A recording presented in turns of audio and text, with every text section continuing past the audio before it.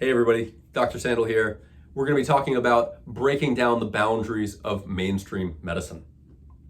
Last time we talked about micronutrition and how we make sure that we get all of the different nutrients that we need. We talked about how in modern global society we tend to preferentially breed our crops to macronutrients, not micronutrients, and so we end up with a lot of missing pieces.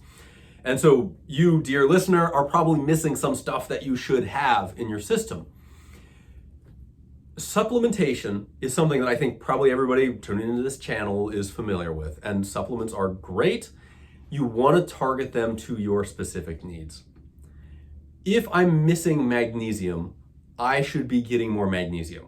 I could eat magnesium-dense foods. Now, unfortunately, that's increasingly hard to find because of our agricultural processes, so I might take a pill to add magnesium in my system.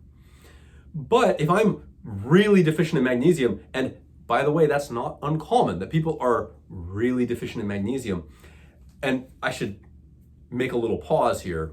I like to talk about mainstream medicine a lot, and I like to encourage my fellow MDs to up their game, to stay up on the research, and they're going to critique me as well. And so I just want to be clear about this. A limitation in a nutrient is sometimes defined in different ways. So, there is a type of magnesium deficiency that a mainstream MD would look at and it's life-threatening, super low levels. I just like to have a higher expectation for human health than that.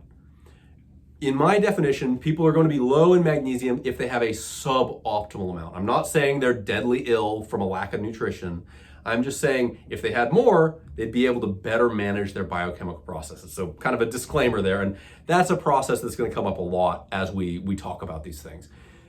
So to get back on track, talking about magnesium, if I'm really low in my magnesium, there's only so much magnesium that I can absorb orally at a time. In fact, you take too much magnesium at a time, try it, you'll find out the results. If you don't know it already, it can be a little unpleasant, but not really a problem, other than perhaps socially.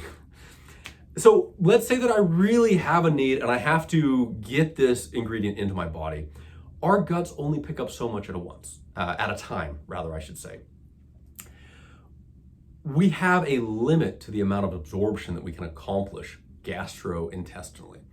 If we want to get beyond that, and a lot of people who have illness, chronic illness, are going to find themselves in a little bit of a struggle here. They might say, yeah, I'm low in magnesium or something else. Let me take a pill.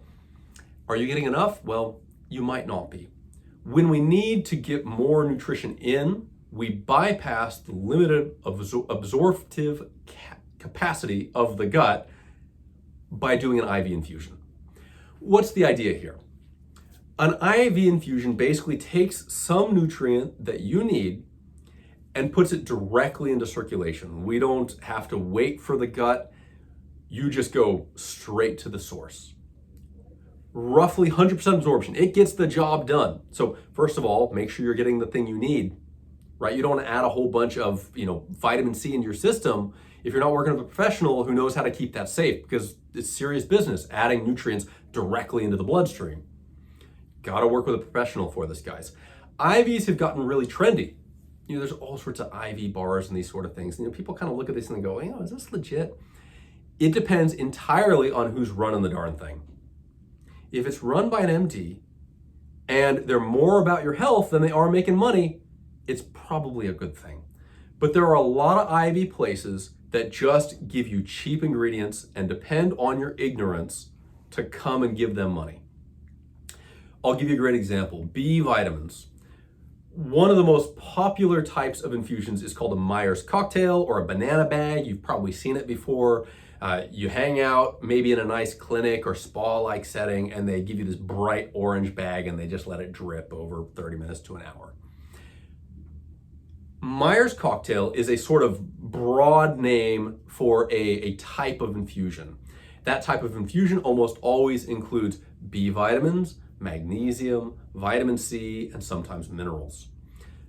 The thing is, when you're thinking about IV nutrition, go back to what I said earlier, you have to be really careful about what you're getting. You have to make sure it's the thing that you need.